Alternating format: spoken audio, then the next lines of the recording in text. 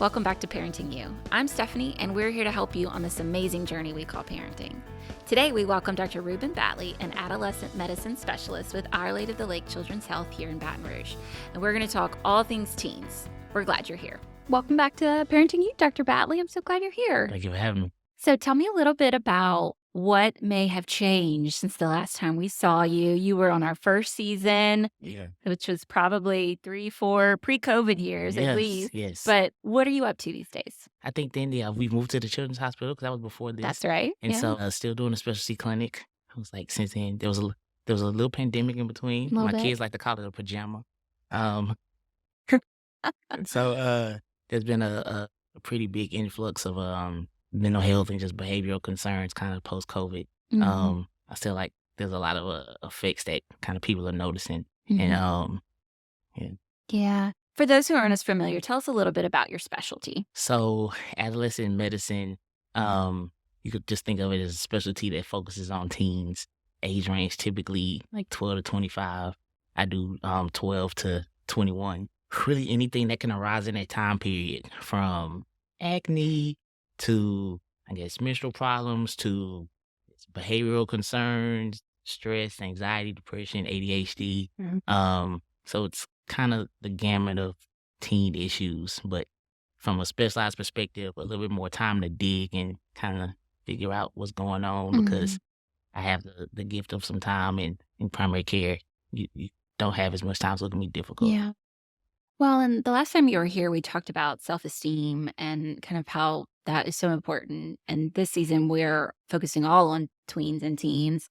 So could you tell us a little bit more about self-esteem and how in tweens and teens it can impact their day-to-day life?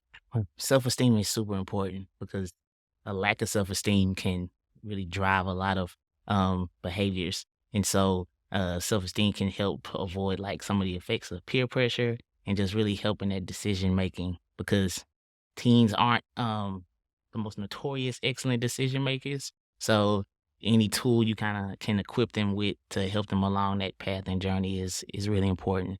The process of self-esteem really starts in the younger years with younger kids. And so helping them navigate problems and conflicts and owning their own solutions and kind of giving them tools to really feel confident in themselves and their abilities. And that'll travel forward into the teen years. But yeah, self-esteem is super important. I already see it in my 10-year-old. She'll say things like, so-and-so said this about me, or I think they were making fun of me. So I'm already thinking, well, how can I encourage her to focus on the self part of self-esteem? Like it comes from inside. Yeah, it does come from inside. And so, because I have a 7 and 8-year-old, and my daughter, she came home and she was like, so-and-so said something about my hair because I like so-and-so. And I was like, what? What? And so we really went into, do you like your hair? Okay, well, that's important because I like your hair, but you like your hair. And so really, it doesn't really matter what anyone thinks. And so just continue to reiterate, like, what you think of yourself is like the most important. And like I tell her, I was like, we don't say the word stupid, but I was like, kids, they don't know everything. They don't know a lot. So some of the things they say really isn't true. It doesn't make sense. And so you shouldn't really pay attention to that. And so, yeah. Yeah. I find myself saying, is that person in charge of you? And they're like, no. Well, are you in charge of you? Yes. Then, okay, let's move on. Yeah. I think a big part of self-esteem can come into play with not only friendships, but also romantic relationships, dating. And as we enter the teen years, that becomes a very hot topic of conversation. Let's start with friendships first. How can we talk to our kids about finding good friends, understanding what good friends are, and how does that play into building a good sense of self-worth? The one important piece would be modeling. So as a parent and kind of what you show them as adults is like modeling good friendships and showing them good relationships by like your relationships. But then also, I guess, teaching them what a good friend is, what a friend should be and what a friend shouldn't be. It can be difficult because kids, they don't understand things the way we intend all the time. Yeah. And so also teaching them that like things change. Like you may think something of someone, like my daughter be like, oh, so-and-so's my best friend. I was like, I smile, but like tomorrow It may It be may be a different. different story. Yes. And so really going back to the self-esteem and, like, the confidence and, like, loving yourself so that you don't put, like, all your stock and emotions into relationships that can change day to day, minute to minute. And then reminding them, uh, about, like, the positive traits of, like, a peer and friend group. So that if you are seeing, like, okay, this kid may not be exhibiting some of the behaviors that I would like, to be Mhm. reinforced to my child, kinda helping them navigate that at a younger age so they can see that when they get older. Mhm. What are maybe some words that or ways that you've counseled your patients if they're having to have tough conversations with their kids about their friends? One thing that we're doing this season is really talking about and giving resources of, okay, if I'm in this situation, what are some words or phrases I can use that just helps with those conversations? So, what would you say to a patient who needs to get away from some tough friends? What are some things that maybe they could say? I guess it kinda goes back to, like, younger years, because like, the more you have a habit of, like, building, like, a culture of, like, communication and openness and Mhm. talking, then it kinda helps go into the teen years. Because if you didn't do that before and then you try to do it now, it can be even harder. Because 'cause they're like and Yeah. so allowing the teen to continually feel open.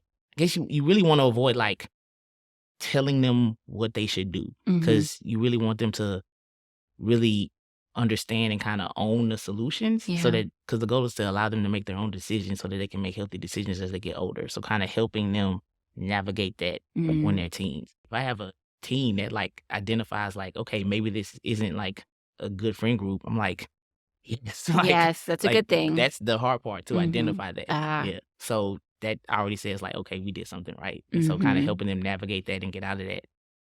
I'd love that situation. Yeah. Yeah. Well, you make a good point, and something that as parents through puberty and you're so used to controlling everything of a younger kid, what they eat, what they wear, and now you're moving into, well, we gotta let them do some of that on their own and kind of giving them good boundaries to make those decisions. Yeah. Well, let's talk about dating and romantic relationships. How can we as parents talk to the kids or support them to develop safe and healthy relationships when it comes to dating? First part, Mac is modeling that. Whether it's in your own romantic dating relationships or in your own marriage, wherever it may be, kind of showing them how humans in healthy relationships should interact and how they should treat each other. Mhm. Because kids learn way more from what you do than what you say. So Mhm. if you're engaged in like negative relationships or like you tolerate like negative behaviors in front of their child, like they're gonna normalize that and they can carry that Mhm. into their own lives. And so that's like a really, really big part. Also reinforcing like your modeling behavior, reinforcing like how you should be treated in relationships, like Mhm. respect, Yeah. self-esteem and confidence, Mhm. because you hope that you're self-confident and teen with high self-esteem would recognize situations that aren't healthy for them and they would Yeah. remove themselves from that. And kind of understanding what's important to them and not what they think should be important to others, Right. right? Yes. Because a lot of it goes back to self-esteem, because, like, self-esteem is really important because you want your child to be confident in themselves, because you don't want them to, like, think that they need to do something to, like, make friends or keep friends, or, like, they do things to, like, make other people happy, because that's when you get into, like, the peer pressure and the bad decision making. Mm. It really all is integrated into one another. Is there anything you can add on to that about how to steer our kids away from trying to make other people happy? It goes back to modeling. Modeling. Because I mean, I was talking about this morning, like, when I come across parents that are like, "I put my kids first, like, my kids are the most important, like, whatever they're happy," like, I was like, "Wait, well, what about you?" I'm like, "Well, what I need doesn't matter." I was like, "Yes, it does." Like, to be like a really, I guess, effective parent, you need to be like a whole parent. You need to be well and happy and healthy, which means like taking time for yourself, taking care of yourself, because your child needs to see you do that so that they don't see like, I just give up everything for other people. Like, you don't want that. You want them to have a balance. And Yeah. so like you have to do that so that they'll in turn do that. Yeah. More and more this season, these episodes have taught us that it's more this is turning into a parenting podcast, like, not for the kids, but more therapy for the parents because it's so much about understanding your own insecurities or your own, challenges and kind of parenting yourself a little bit to then be a better parent to them. Cause like if I'm frustrated and I react poorly and negatively and angrily, and then the next day I go tell my kid how they should react, they're gonna be like, "You remember what happened yesterday?" And Yeah, so it's like you have to and they demonstrate remember. they remember They everything and they remember. pay attention to everything. some people look at my daughter like, she's nosy. I was like, she's very inquisitive and she pays attention. Mhm, But mhm. she also notices every single thing we do, Yeah, and she will copy that and take that more than me telling her to do something I didn't do myself. yeah. Yeah. Well, something else that's come up very often, whether questions through our blog or different patient questions, is a lot about big emotions. So we know about kind of emotional regulation through the teen years, but one of those big emotions that we haven't ever really touched on that I'd like you to talk through is grief. You mentioned the pandemic. People may have lost family members. They may have seen really tragic things on the news, or not even pandemic related. We see just losing loved ones all the time, whether it's a small grief or a big one. Can you talk me through kind of that process as it relates to teens? Grief is very important and it's kind of often overlooked. Um, like family grief and losing loved ones is can be difficult. One because it's impacting everyone in like the family unit, and so it can be hard for especially a parent to help a teen navigate something that they're trying to navigate themselves. Yeah. And I hate to keep repeating myself, but it goes back to modeling. Like I Mhm. kind of can't say that enough. If we as adults and parents don't handle grief appropriately, like how can we help our teen navigate Mhm. that? Yeah. And so a big part of like honestly any emotion, but especially grief is like not just pushing it to the side. I Mhm. see so many teens and families, um, like just push stuff to the side, distract themselves. Yeah. The phone is everyone's favorite distraction. Mhm. They go to school, they watch TV, they're on their phone all day, and then they pass out. And so like there was Mhm. literally not 1 second where there was like space to even Process. anything.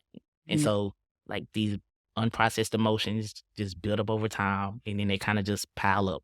And Mhm. so I'll tell patients, I was like, you're just piling up everything and everything and everything and everything. And I was Yeah. like, you're running out of space and it's gonna come out in some way. Be it anger, irritability, aggression, like and so let's like start to process and kind of sift through these things and like get them out in healthy ways. Yeah. And when I'm talking to parents, they're just like, Who, me? I got a big pile too. They're learning from Mm. you. And so, yeah, Kinda like the memory on your phone. It gets full, it runs out. and you gotta delete some pictures. Yeah. And the iCloud costs a lot. So, Yeah, that is and so does therapy. I like what you said about processing and sitting through that. What are maybe some ways that we can help parents with their kids to process? So, sometimes you hear the only way out is through. So how can we parents help our kids through grief? like, I Crying mean, with them. yes, like naming emotions, like recognizing Mhm. like emotions, not like, because so many people distract themselves. Like, I'm sad. Like, That's it's okay. okay to be sad. Like, It's okay this to is a be normal human. angry. Yes, it is like, it's okay to be angry. Like, my mom passed when I was in 5th grade. I was angry at God. Like, Mhm. that's a normal reaction. Mhm. Like, you can talk and express through that. Some people like, don't cry, don't cry. I'm like, Mhm. I cry a lot. Like Mhm. that's a way to release and kind of get things out. It's Mhm. healthy to cry. And then like naming it and just like acknowledging that it's there Yeah. and then talking through it. Like you don't just have to talk about like I guess the negative or the difficult aspects. You can talk about fond memories, like good Mhm. memories, positive memories. Or if you do have like some anger, you can talk about that. Um some people don't like to talk as much. And Yeah. so I mean, there's so many things between like writing, journaling, like creative Mhm. outlets. I remember like when I was in 5th grade, like I didn't like journaling so much. So they used to encourage me to write poetry, Yeah. patients to draw pictures and draw paintings. And so there's so many ways to like get emotions out, but Yeah. like get them out. Yeah. Yeah. Often, I don't know if this is right or wrong, but I tell my girls, there's no emotion too big for you to tell me. There's no emotion too big for you to share with me. It kind of creates that safe space of, because I remember as a kid and it was like, oh, I don't want to upset them. I don't want to upset my mom or I don't want to upset the teacher. But talk a little bit about creating that safe space. Yes. Cause like you mentioned, like, kids pay so much attention, Mm. especially like, kids that are like empathetic. And Yeah. kids really pay attention to their parents and I see so many kids that's like they see like their parents' reaction to stress and they're Hmm. like, I don't want to add to that. So like they won't give them emotions because they're like, you're already stressed out. You're already like Hmm.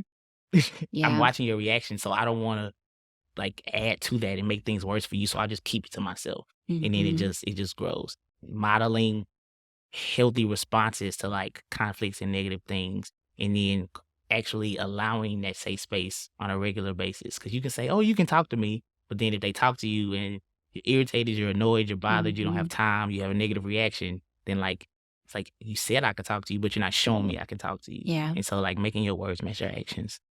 I like that. I like that a lot. Talking about some other big emotions, teens and parents can come into conflict. That's just kind of the name of the game, right? Sometimes we still want to control and keep them safe, but we also have to teach them how to do things on their own and experience freedom.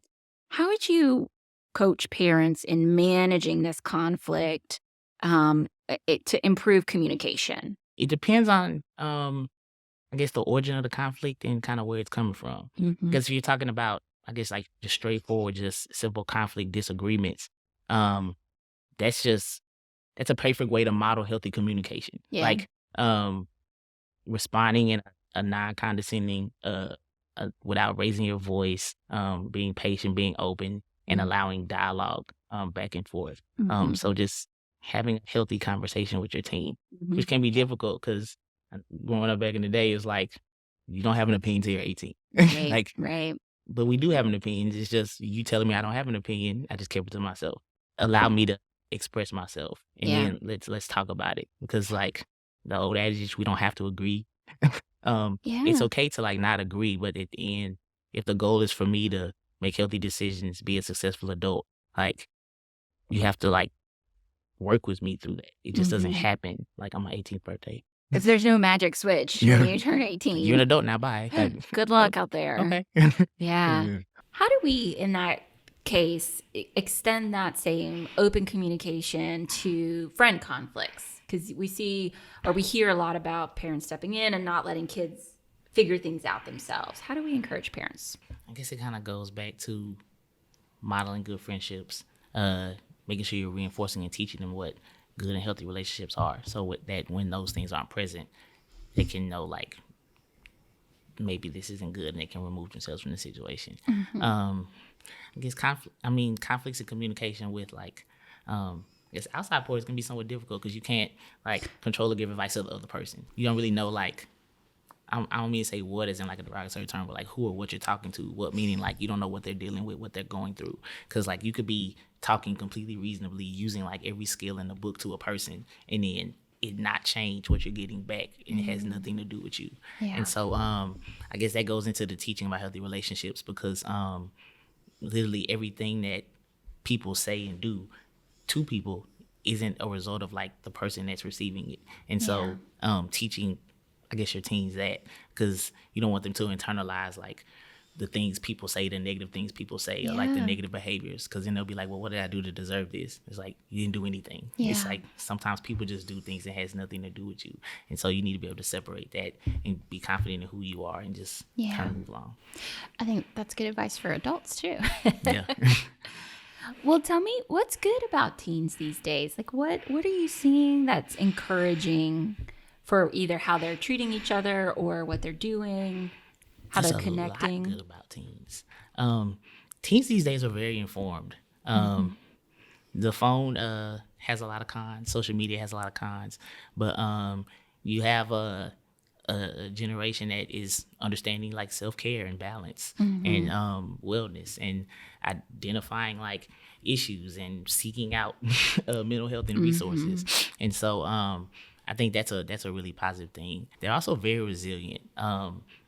I mean, I was always seeing that before, but especially like post-COVID, and like the more I talk to teens, seeing like everything that they're dealing with, they're going through, from like trauma and grief, and like, I mean, there's so many like negative things that go on, but to be able to see a teen, I guess, go through that without professional help. And then I'm thinking about teens I saw this week that are like giving me examples of like coping skills that they figured out on their own, like writing, journaling, like learning to express themselves, even though they didn't have the modeling. They're like, I feel like I shouldn't keep this in. I feel like I should get this out. So like the level of processing and like maturity that I'm seeing teens really deploy, like with everything going on in the world, is really encouraging and inspiring. That's great to hear, because I know a lot of times you can really kind of go negative on teens, but they can be cool, and they can be really inspiring and exciting. I was looking at someone said, don't believe the stereotypes.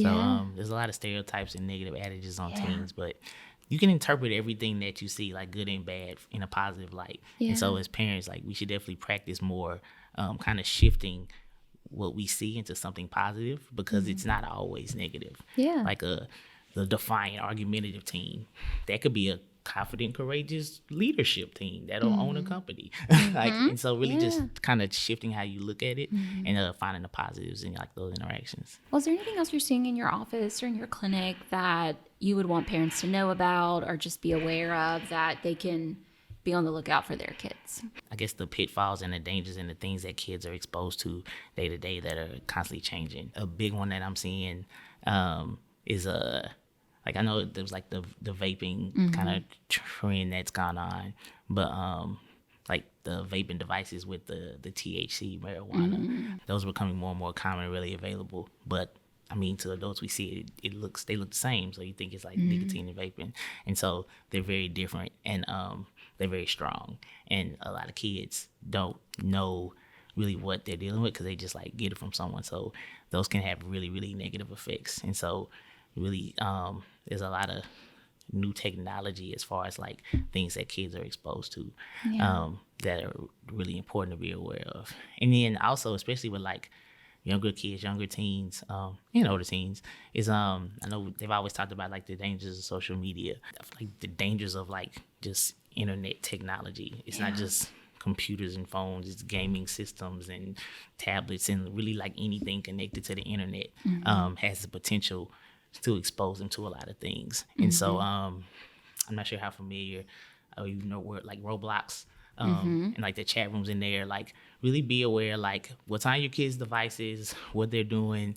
Don't leave like young kids unattended on devices, because you want to make sure that, because they can actually get into a lot of things, and they have like predators that will be in these kids games and like showing kids, hey, download this, hey, go do this, hey, come in here, and like shifting them away from the game into like other apps and things, and they could potentially be exposed to like all types of things. So just really being aware of like your kids' digital safety.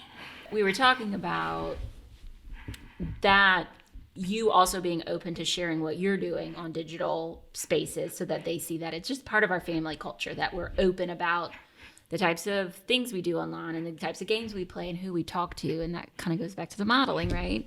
And that's a big thing too, because I know we buy our kids tech and things, but and we may get our kids things that we fully don't understand. It's like educating yourself on what you give your teens access to is super important, because the number of times I see a kid has a phone and then it's like open access. I was like, well, do you have the iPhone set up as a family account? Like, no. And so like an iPhone should be set up as a family account with you as the parent, so you can see what apps they have and you can monitor their screen time and you can control it from your phone. It's like built in. But if you let the guy trying to get the commission in the store just set it up, they'll just set it up the opposite way, and it's really hard to go back. And so really educating yourselves on what your teens have access to. What are some other mental health issues or struggles that you think teens are facing today where they may turn to kind of unsafe coping mechanisms? You mentioned kind of distracting yourself to the point of oblivion, but what are they, and how can we as parents support our kids? Some of the common ones I see in my clinic are like trauma, especially, and honestly, it doesn't matter when it happens. It could be from like young childhood to recent. But I guess growing to the magnitude of even like PTSD, post-traumatic stress disorder level, to where it's like really affecting like different aspects of their lives and even their relationships with people and how they move and kind of interact with the world. And so from that to, I mean, anxiety, depression, and just general stress. Honestly, anytime a child or teen has something that they're dealing with that they don't fully understand, and that is stressful and confusing and overwhelming, and they're not like processing it effectively, either alone or with help, then they kind of get left with it and they don't know what to do. So that's like a setup to turn to something, because then you just look for like some type of relief. And so that's when like drug and substance use is the most concerning, because it's not just, oh, I'm trying this because someone showed it to me. This is like, I'm looking for something and I'm going to see if this helps. And then it's like, then you keep doing it and you keep doing it, and then it becomes a gateway and it keeps going. And so the healthy processing and like the early identification of things and issues and problems, and like the actually getting help, healthy communication is a very important factor Mm-hmm. from young kids on, Mm-hmm. because literally the number of teens I see that you really dig, and it's like, this started when they were 6. Like, Mm-hmm. this happened. Be it, sexual assault, trauma, like, Yeah. seeing like violent things, Mm-hmm. be it like death, or even I have patients who deal with that from seeing like negative like relationships, like domestic abuse, domestic violence, things like that. And so the kids pay attention to and see a lot, Yeah. and then it affects them. And so teaching them healthy ways to kind of process everything that goes on within them and around them is very important. I like what you said about early identification of what you would deem kind of weird behavior, and then talking with your pediatrician, coming in to see you, whoever it is, to kind of get that process started is important. Yeah, there's so many different signs and things that can lead you to be concerned and to kind of look deeper. A lot of people look at school and grades, but you can have, some kids are just hard workers and they can have great grades. Like, they're still stressed and overwhelmed and bothered and depressed. And so you really just kind of have to just really kind of pay close attention and be present. And as parents, like, putting our phones down, really paying attention to our children and their behaviors, kind of their eating habits, their weight, just like their general demeanors. It can be like the smallest thing, like them not eating, staying in their room, or not wanting to go out and be social, just being more angry and irritable, not sleeping, being up. There's so many things that can clue you into like, wait, something's not right. Yeah.